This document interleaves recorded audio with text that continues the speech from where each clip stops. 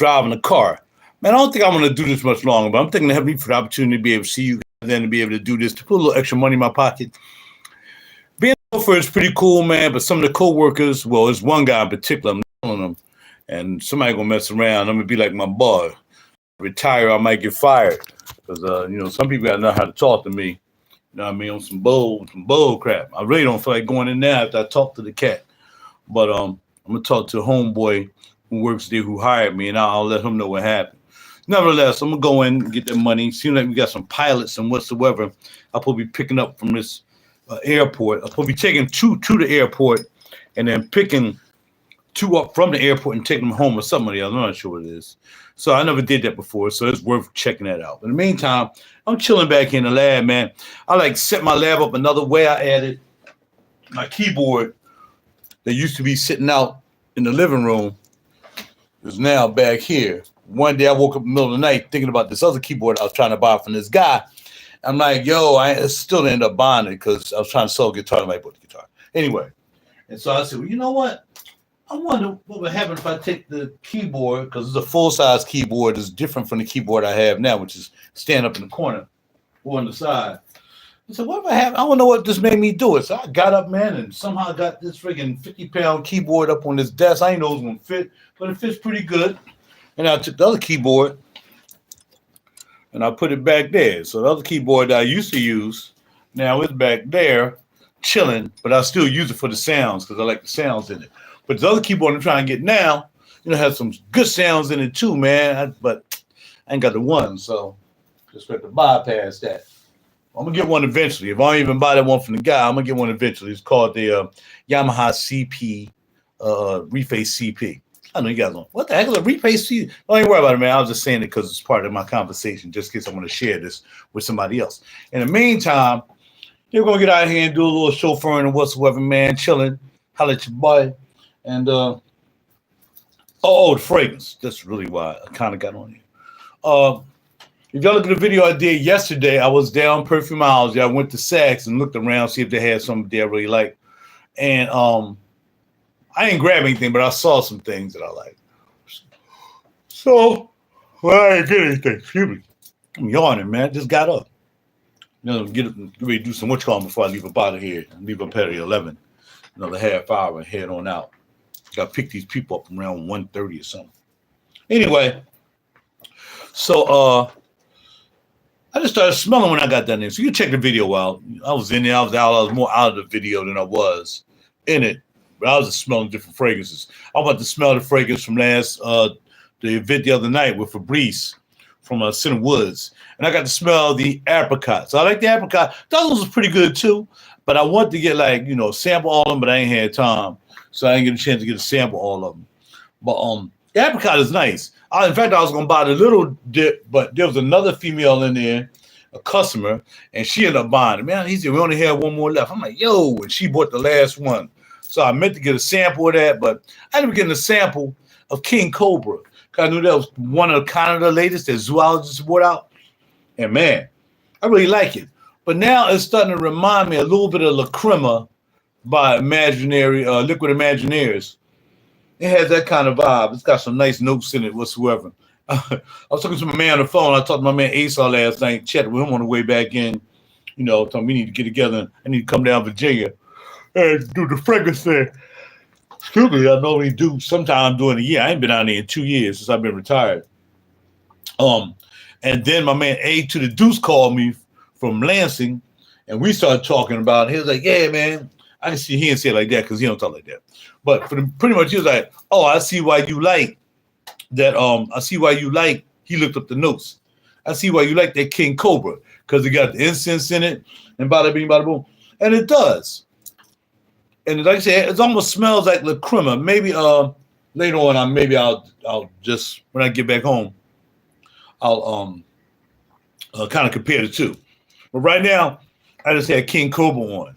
And when I first smelled it, it smelled like Bat a little bit, which kind of reminded me of how Bat went, because Bat went from dirt, stink, dirt. All of a sudden, at the end, it started smelling really good, like incense, I think. So maybe that's why King Cobra so much reminded me of Bat, especially in the beginning, but then it strayed away from Bat.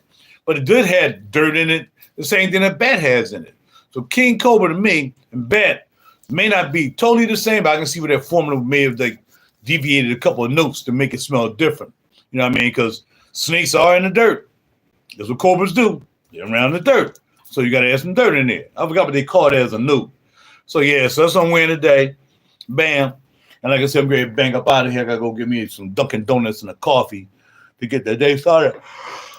Oh, wow. I really don't feel like going in here. Let me tell you, think about chauffeuring there's just several aspects of chauffeuring. The easiest of which is just being kind to people, you know, and whatever, and help with their bags and so on and so forth. The second thing is navigating the navigation system that you use to get where you got to go. And then when you got to go, sometimes you can't find where you're trying to go. Like this morning, my first thing is to grab somebody, and I think up around this area, Lafayette Hill, which is down the street, but I got to go all the way to the job to come all the way back down here to grab somebody from Lafayette Hill and take them to the airport. And then while I'm down there, then I got to pick up.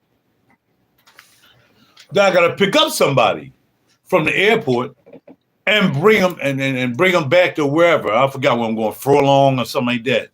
PA. I don't even know what that is. And then later on in the afternoon is when I got to go and take somebody to the airport, pilots, and then I got to grab some other pilots and bring them back to the hotel. So that's what I got to do today. So I'm going to see how that goes. But then you can see that is, like I said, like last week, man, I got pretty tired because it gets dark earlier. And, man, I just hope I'm out of there early before it starts getting dark. Man, I'll start getting sleepy and no matter what. And the other thing is, if you got to go to the restroom, man, you got to, like, kind of time yourself. Like, before I get on the road, like, I'm going to get this coffee. Before I get on the road, I got to make sure that I get all the fluids out of me because I don't want to be in between a trip, maybe either going or maybe taking somebody somewhere. I got to go to the restroom. That's happened before. I've even had passengers that had to go to the restroom themselves. So, got to understand, look, let me pull over and let me go to the restroom real quick. Or at this point, especially when you go in the airport, you kind of want to do it going to the airport. Maybe when you pick up somebody from the airport, you're taking them home, then it's cool. But if you get to the airport, you get a chance to, you know, bam, bam, bam, on the way there, you know, you might have to go. So when you get to the airport, then you go to the restroom while you're waiting to pick somebody up. And then bada bing, bada boom. So, it's, you know, but it's still, you know, you got to go to the restroom, you got to go. And that's about it. And the sleepy part, like I said, last week it started getting dark outside. Man, I was sleepy. And I had to drive 2.5 hours to go pick up this guy or this client from Newark Airport, and then I had to drive all the way from Newark Airport all the way back up this way. And man, I was tired, man. I barely keep my eyes open. It was like a 5-hour total ride because I didn't get to eat. I didn't even get to eat because they sent me on a ride. As soon as I got there, you know, like I said, it was a 5-hour ride, maybe almost 6. As soon as I got there, I'm not going to eat because it's not time to eat. So now on my way there is by the time I'm going to eat. By the time I get there, he was in the wrong area. He's supposed to be in the 7 terminal. He was actually in 8. I don't have no chance to eat. He's there. Now I'm coming back home and I haven't eaten all day. It's like crazy, man. It's crazy. So being a chauffeur is fun. It is what you got to do, especially when you get some tips. And today may be a tip day. It may not be a tip day, like I said. On both airport runs, Philly Airport, and I got to go to this private airport in Trenton. So who knows, man? But yeah, that's it. And I got to get ready for the kids tomorrow in school.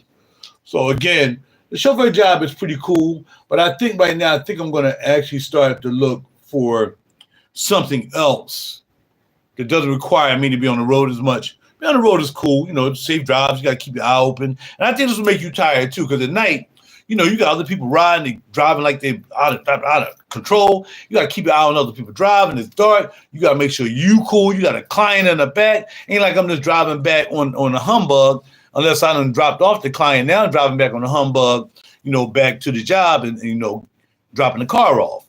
You know, but other than that, or the truck, I had an SUV last week. I had an Escalade. So it's something, man. It's really, you know, it is what it is. But yeah. It's a couple of dollars. And I use this couple of dollars either on a Saturday or Sunday to just pad my check with the school, because the school ain't getting paid that much, but it's still some cake. You know what I mean? And to add this cake, that's another cake. So putting a couple of cakes together, I got to stay under the radar. I can't be making over $500 a week. I got to make under $1,800 a month because I got Social Security, I got my pension, and I get some military money. So I can't make over $2,000. So I can't make it $500 a week. Is not a good. I can't make $500 a week because they start messing with my Social Security. So I can't have that. So I got to be careful to stay under 1,850 or 1,800. So really, I can't make. I be trying to make like $400, maybe $450 a month. I mean a week. But after taxes, of course, it's gonna come down to like maybe $3 something. So that's what the deal is. So that's all I want to talk about. Talk about that fragrance. I got it in my pocket. And the D called Zoologist King Cobra. Again, it kind of smells like bat to me. It also has a flavor that almost smells like a couple of them liquid imaginaires I have, the Crema and Eau de Cure. Yeah, the Eau de Cure kind of smell too. Eau de Cure is really sweet. So it wouldn't kind of you know what I mean? You know what I'm saying? And basically, I was supposed to be back here working on the track, but I'm going to shut this stuff down. Eventually, I'm going to get back here and make a song with my new setup. But right now, I don't have time to be setting up for a song. It's 10:30. I'm going to get out the door at 11. So I can be up there by 11:40. And then I got to come all the way back down here to pick up a client to get them to the airport by whatever time they got to be at the airport. So that's it. So that's what's popping with me. Hopefully you guys doing something, man. Don't just sit around doing nothing, man. Get up and do something. Get a job on the weekends. I don't know what to tell you. But that's what I'm doing. So I'm going to head on out. Bada bing, bada boom. And have me look over me and keep me safe throughout the day and everybody who I travel with and those around us. That's what we pop off. So I'm out. King Cobra, check it out. And don't forget about my man Brian joint. Tell him I told you about it. Call him up. It's called Decadent Memories. And I forgot who made it. I found out. My man told me who made it. A to the Deuce told me somebody hip made that joint. I'll look it up. I can't look. I don't like using my main computer for my studio work to get on the internet. Man, mess around and get something caught up in my joint. I'd be salty. But it's some kind of major turn off the equipment. It's some kind of major Dorothy Lawson. If I'm not mistaken, Dorothy Lawson does if that's indeed her name. I think that's who he said it was. Dorothy Lawson does Olfactive Studios. So I didn't know he even got anybody to help make that form, but I think it's Dorothy Lawson. So yeah, Dorothy is I'm that kind of guy. When it comes to freaking I got them Dorothy Lawson pieces.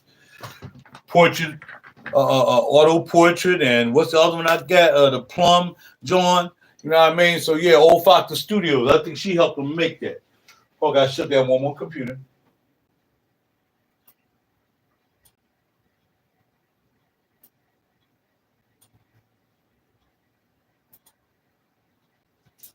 Yep.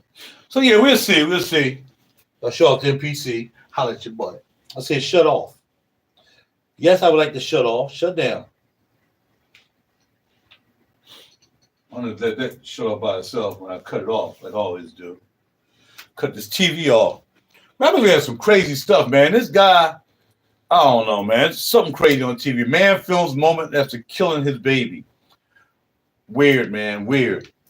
Sometimes I don't want to watch stuff like that because it's kind of like crazy, but you know, it's like the state of people's minds nowadays, man, is just really off, just unhinged.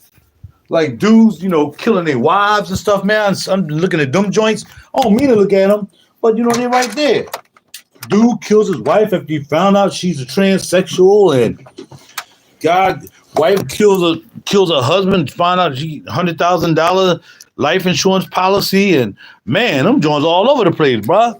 And I'm kind of nervous about getting with somebody unless I know them now, because she might give somebody, you know, I got a couple of dollars, you know, I got a little something, I have some assets, man. I get with somebody, man, they look at me like, oh, shoot, set this cat up and get some ones.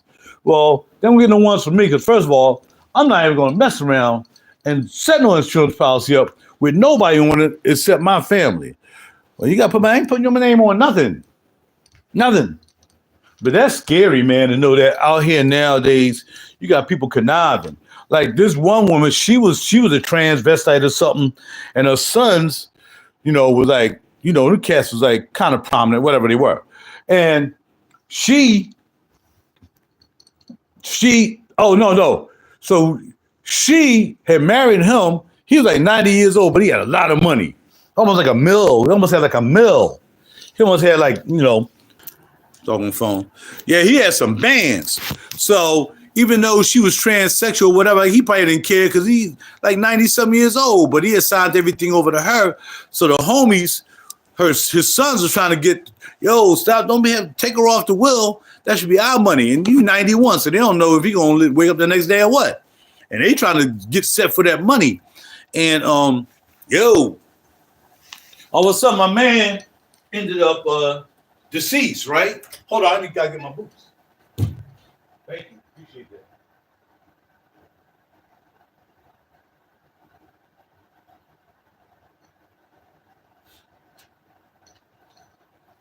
And this dude was a military veteran and all kinds of stuff, right? So he ends up being deceased. So, you don't know because you thinking, she killed him for the money. No, come to find out, the sons killed him. One of the sons killed him because he didn't want to give up the loot. And they was like, and they didn't know every time that he felt something suspicious or whatever, he was writing it down, he was putting it in his vault. So if you open that vault, it kind of told everything besides, you probably couldn't tell them that, okay, I got shot today.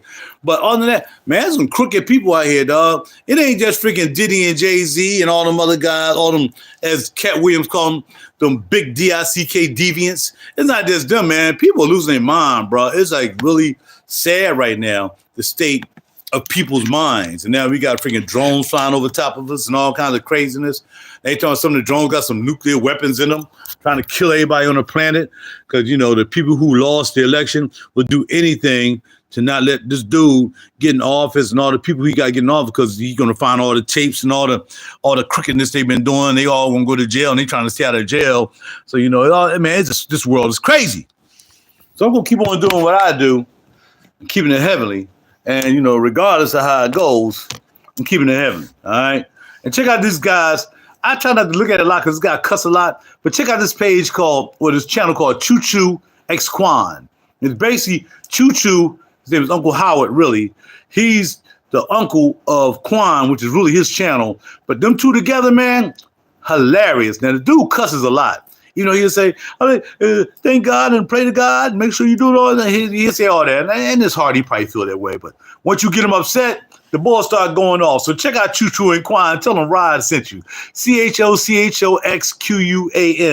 Choo Choo and Quan. Hilarious. In the meantime, check my video out. Check my webpage out, RogerMusic.com.